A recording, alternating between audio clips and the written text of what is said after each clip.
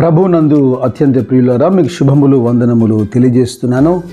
అనుదిన ధ్యానమునకు స్వాగతం. యెషయా గ్రంథం 55వ అధ్యాయం మొదటి వచనం చూడండి. దప్పిగొన్న వారులారా నీళ్ళ యొద్దకు రండి, రూకలు లేని వారులారా మీరు వచ్చి కొన్ని భోజనం చేయండి.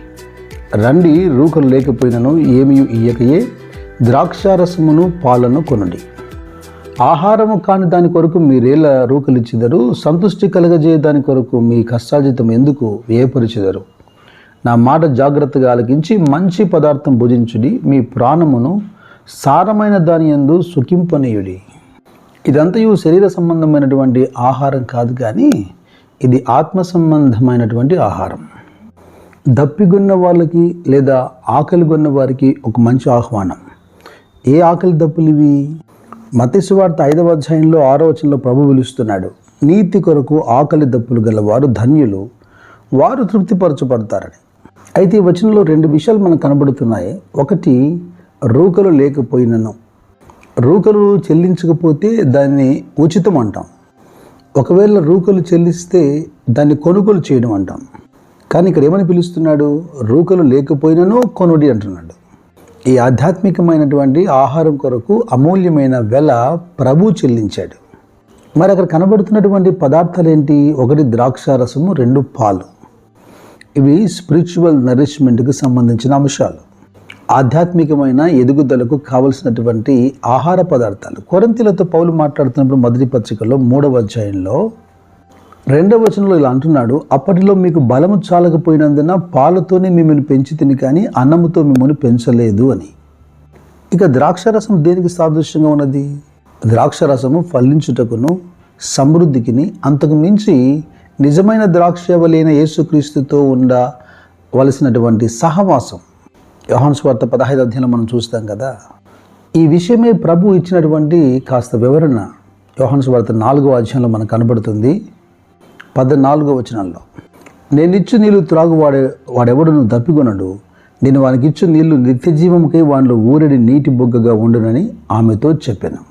సమరయ స్త్రీ యొక్క ఉదాంతంలో ఆమె ఆ ఊరి వెలపట ఉన్నటువంటి బావి యొద్దకు నీటి కొరకు రాగా యేసుక్రీస్తు ప్రభు ఆమెతో నిత్యజీవముకు సంబంధించి లేదా జీవ జలములకు సంబంధించి మాట్లాడుతున్నాడు. ఆమె అంటుంది, నేను మాటికి వచ్చి ఈ నీళ్లు చేదుకోకుండా మరెప్పుడు దాహం వేయకుండా ఆ నీళ్లు ఏదో నాకు ఇవ్వు అంటుంది. శరీర సంబంధమైనటువంటి దాహం తీర్చే నీళ్లు కాదని, ప్రభువే ఒక నీటి ఊటగా నిత్య జీవజలముగా ఉన్నాడని, ఆమె హృదయాన్ని మనసును ప్రభువు తెరిచి అర్థమయ్యేలా చేయగలిగాడు. అవును, ఆమె ప్రభువును సంపాదించింది. ఆ ఊర్లో ఉన్న అనేకులు కూడా ఆ జీవజలాన్ని సంపాదించుకోగలిగారు. యోహాను సువార్త 7వ అధ్యాయంలో 37వ వచనంలో, ఆ పండుగలో మహాదినమైన అంచెదినమున యేసు నిలిచి, ఎవడైనాను దప్పిగొనేడలా నా యొద్దకు వచ్చి దప్పి తీర్చుకొనవలెను.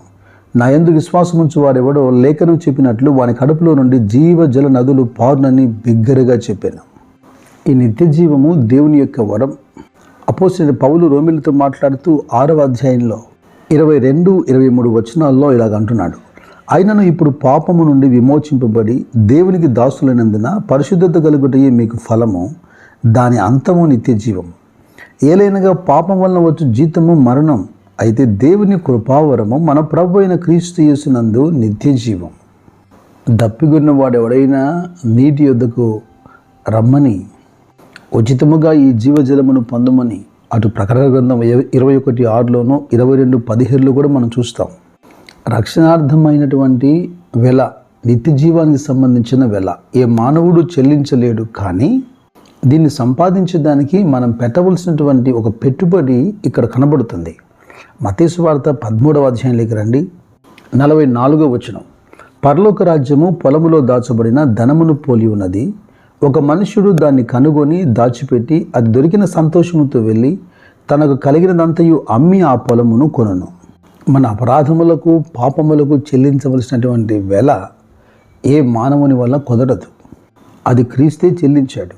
అయితే ఇక్కడ పరలోకమును ఒక పొలములో దాచబడిన ధనానితో పోలుస్తూ అది దొరికినప్పుడు వాడు వెళ్ళి తనకున్నదంతా కూడా అమ్మి దాన్ని కొనుగోలు చేశాడని రాశారు.